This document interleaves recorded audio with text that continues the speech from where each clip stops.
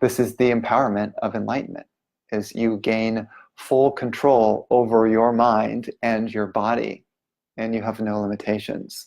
That is, in fact, Swami Purna's definition of enlightenment is no limitation. No limitation. You can be aware of anywhere in the universe, any dimension, any time. You can live as long as you want. You don't have to eat. You don't have to sleep. You are not limited. So an extraordinary definition for enlightenment, different than other yogis. So this is why I like the book, because he really talks about breaking through all the barriers and like what's really possible through healing of everything, healing of your entire being. And it encourages people, because you can start any way that you want with any kind of meditation. As an example, if that's what your passion is, to heal your body, you can do the body mantras, and it'll send your mind into meditation, and you could focus just on that pathway. That could be your life's work, to enlighten your body. So much so, I mean, there have been saints that have been known to dive into the earth and swim through earth and then come out of the earth and like as if they were swimming through water. So you can transform this body into what you might call more of a subtle body or a light body. And that body, I mean, you've heard of this, can levitate, float, fly. We were talking about like Superman songs. Mm-hmm. I mean, and in the story of Ram and the Yoga Vishishta, Ram talks about these celestial beings flying across the sky, and you can see them. So it's not like it's unusual for flying. It's just people think that that's extraordinary because there's not many enlightened beings on this planet.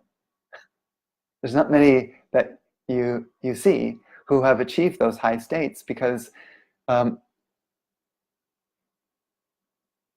the path of no limitations is not an easy path. Not everyone is going to take that path. As an example, one of Swami Purna's practices, he used what's called rasayana. If you're familiar with rasayana, it's a practice that some yogis do to make their body impervious to cold and heat and poisons. And so Swami Purna would walk through the Himalayas naked and not get cold.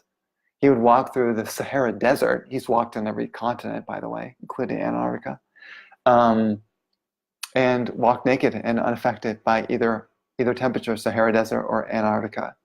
So he had conquered the elements, so to speak. And not only that, but I talk about this, but one of his things was, okay, now that I've done the rasayana, which some yogis actually helped him to do, then he would test it out. So he would come up to a cobra and put his arm out, and then the cobra would bite his arm, and then he would see if his body would die. Well, it didn't die. It was unaffected by the poison. So a normal human body will die from poison. A yogi who has worked that out in their body is not going to be affected by the cobra. So when I say no limitations, I mean literally no limitations. Nothing, you can achieve anything. And he would be an enlightened being such as he would be a living example of what is possible, what the potential of humanity is.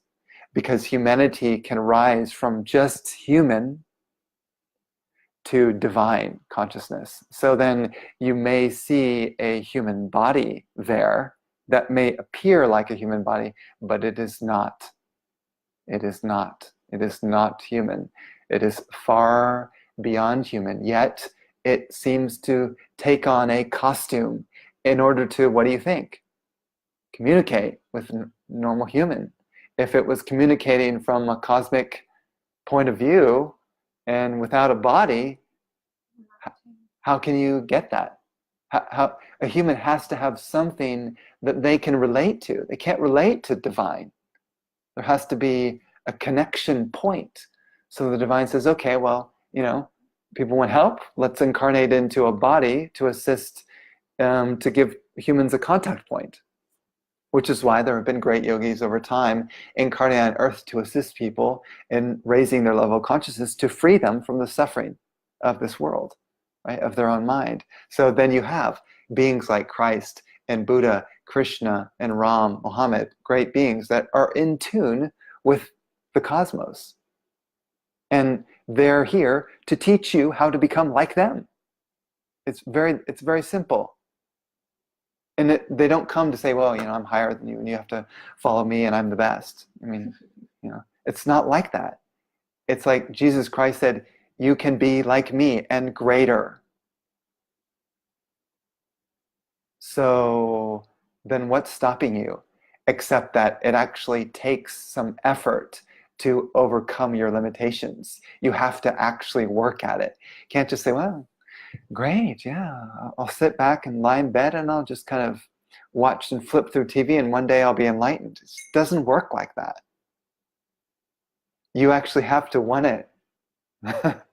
You start out with a desire to heal yourself, to raise yourself, and then you start with the path that you like the best. Because everyone is going to have a different. When I met Swami Purna in 2008, as he was coming into the room, I didn't even see him. I was already in tears. I was weeping. I was crying. And I knew that he was to be my guide across the ocean of suffering that the mind presents. I knew that this was the one who would assist me. Because I could say, well, I could do it myself. Sure, I could try. But why not learn from a master who can help to accelerate your path tremendously? Doesn't that make a lot of sense? Right? Like if you're going to become a Kung Fu master, you can certainly try to practice all you want by yourself. Or you can say, you know what, I'm going to speed this up by instead of doing it for 50 years, I'm going to master it in 10 years. And then you get a master Kung Fu guy, girl, and you train with them seriously and you follow their guidance. And they will make you like them, right? That's the idea. Same thing with spiritual realization, divine realization. Same exact thing.